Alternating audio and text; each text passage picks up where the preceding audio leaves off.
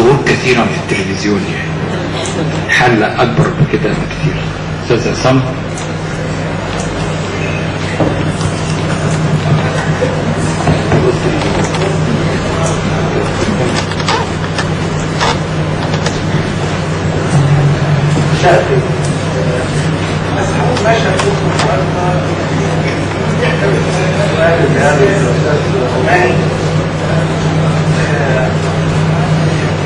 بس المشهد ده ان في ناس وهي واقفه في الجامع واضح عليه جدا عدم الاطمئنان واضطراب وتشوش، على الرغم ان هم ناحيتهم كبيره وجلابيتهم قصيره، فواضح ان هم يعني عندهم المظاهر دي لكن ما عندهمش حاجه جوه، يعني رغم ان هم يعني رغم ان هم شباب لكن يعني اجسامهم اجسام الكهول مكزومه. ده مشهد شفته النهارده يعني بجد بيصب في السؤال اللي هو انت فكرتني هو انا قلت ان هناك من يدفن انسانيته في الدين، يعني هو بياخد من الدين مظهره وما بياخدش جوهره، وبعدين بينشغل بيه وبيعملوا حجة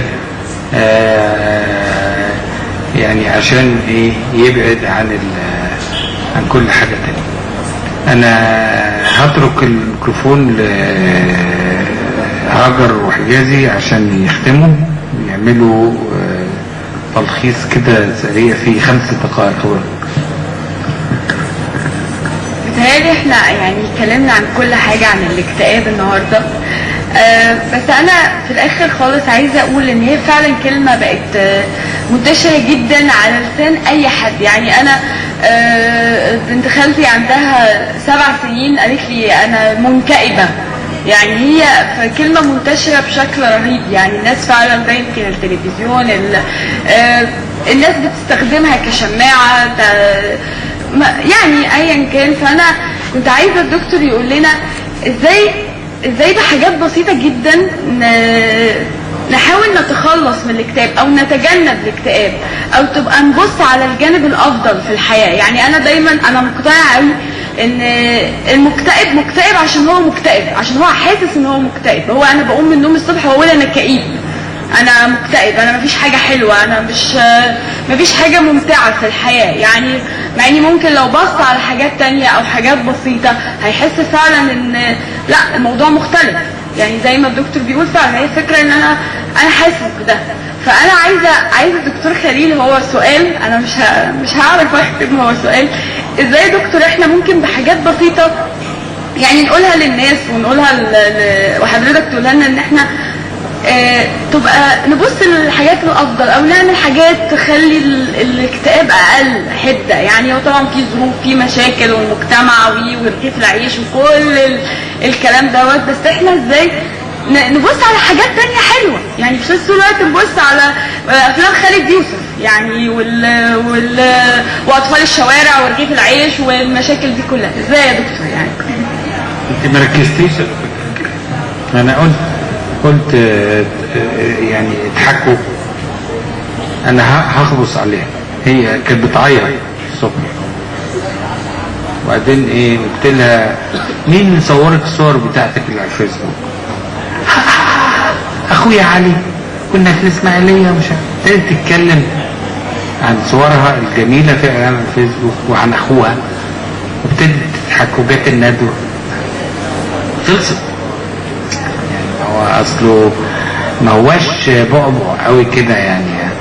وبعدين مش لازم ايه، عارفين الراجل اقسم بالله ان هو كان عندي في العياده لما راح العمره ودعا ربنا وقال له يا رب يغنيني غنى فاحش. شوفوا الكلمه فاحش فاحش، وقول له ربنا كده، قول له فاحش يعني ايه. واحد تاني بقول له خسرت فلوسك في البورصه ليه؟ هو انت كنت بتضرب ايه، فاندمنتال ولا تكنيكال؟ انا الحمد لله يعني ايه بحاول اوسع دايره معارفي وثقافتي في حاجات كتير عشان اعرف كل حاجه، اعرف كل برغوث على قد الدم. فهو ده مش عارف يعني، فهو بيقول لي لا هو في واحده كده ثالثه اسمها طماع. يعني هو بيعترف ان هو طماع.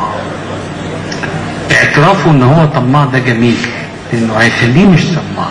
فمش لازم انك انت، الناس كتير قوي ايه تضايقني. في ست بتيجي تساعد مراتي في البيت فتقول لي وليه يا دكتور يعني لازم ما تشتري شقه جديده وانت لازم تاخد ايجار جديد؟ طب انت عارفه ظروفي، وانا انت شايفه الدكتور خليل فاضل كده، لكن انت مش، وبنتي مالي. ما انا عايز شقه جنب بيتي، انا ساكن في 11 عايزها في نمره 7 وعايزه 3 اوض وصاله وعايزه زي بيتي بالظبط وعايزه اقسمها كده. لا مصاريفها تقعد تعمل لها الوميتال. قلت لها انت مالك؟ فهنا انا اكتسب سعاده من التغيير، واكتسب سعاده من ان انا اصرف فلوسي في مكانها، وعارف ان ده استثمار. مش لازم الاستثمار انك تحط فلوسك في البورصه. الله ينعل ابو البورصه يا جماعه، خلت الرجل يقتل امراته وولده وبنته. أنا سعيد بحضور الندوة النهاردة، وأنا سعيد أكتر بالكلمة اللي قالها دكتور خليل، إن العلاج النفسي الكلامي بيصل لمراكز في المخ لا يصلها العلاج الدوائي. ده يمكن خلى واحد من أشهر المكتئبين المصريين صلاح جاهين أما قال الحزن ما عادش له جلال يا جدع، الحزن زيه زي البرد زي الصداع، وكان يقصد إن هو تاخد دواء وخلاص وما فيش أي حاجة تانية. شايف ان الحل برضو، خلاصة الحل برضو في رباعية جميلة قالها، قال ان اجمل ما فيها العشق والمعشقة وشويتين الضحك والتريقة، شفت الحياة لقيت الألذ تغييرها، وده يعني التعب والشقة. عمر ما يحصل تغيير في الواقع غير لما احنا فعلا نتعب شوية، نبذل شوية مجهود، نحاول ان احنا نغير، نحاول نمد ايدينا عشان نمسك كوباية المية، الكلام اللي كان بيقول عليه دكتور خليل، نحاول نبذل مجهود عشان بكرة يبقى اجمل ان شاء الله. وشكرا.